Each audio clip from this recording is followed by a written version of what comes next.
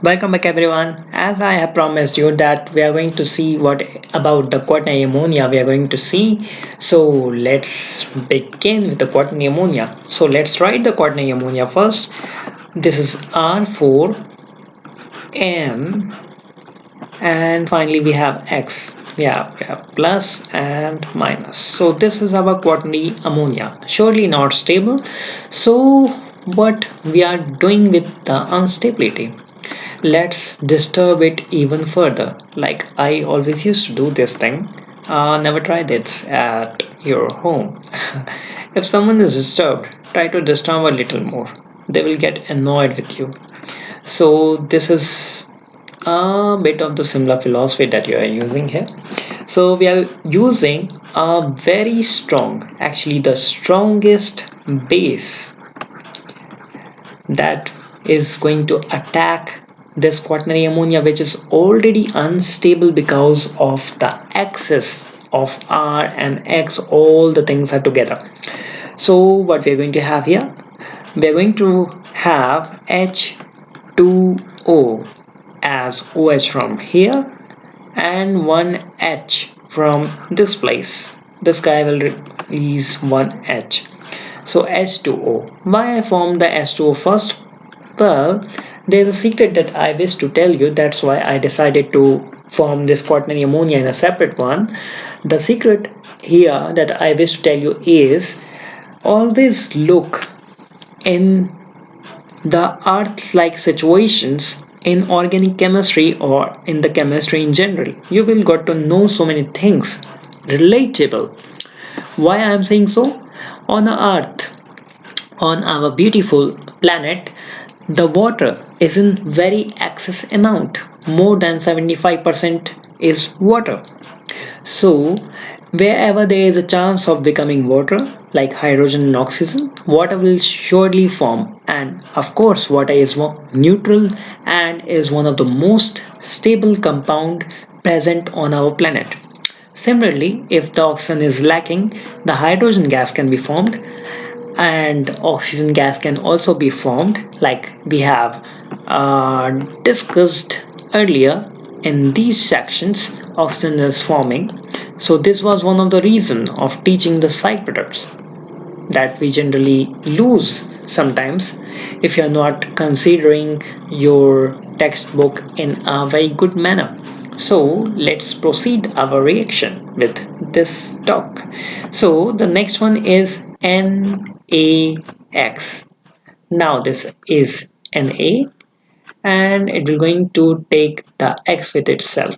So it can be considered as NaCl. Again, this is common salt found most in the oceans and we have very much stock of the salt. Well, it can also be NaBr or NaI. Don't mind with that because these all are from the similar group. So this all can form. Well, NaF do not form because A do not react that easily. So what is remaining is our ammonia, and that is interesting. We're going to left with our NH2. Well, surely I have not balanced this reaction and I am not going to put question that you know about balancing the reaction or not, because I know that what level we are learning you already know about that.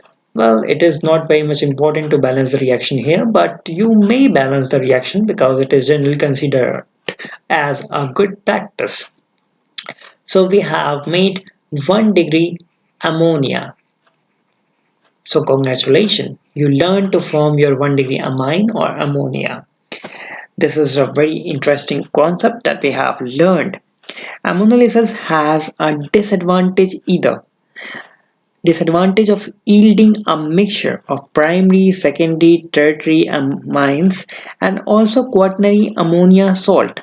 However, primary amine is obtained as major product, but taking large excess of ammonia will going to give us this guy, which is not very good for us because this will repeat the loop. It is just like the looping and cycling thing. So this is not a very good practice, and that's why ammonolysis is not very much popular or in use. Well, it is popular for examination point of view, but not in the chemistry that much. So just one final thing before ending this lesson. The reactivity order is Ri, then RBr, and then RCl. Well, if you know this, that's great. If you do not know this, always remember in chemistry, whenever you have to compare, remove the common things. Like here we have R, so we can remove this R, and this R. Now compare which is more reactive. So I is the most reactive than Br, and Br is more reactive than Cl because of the size.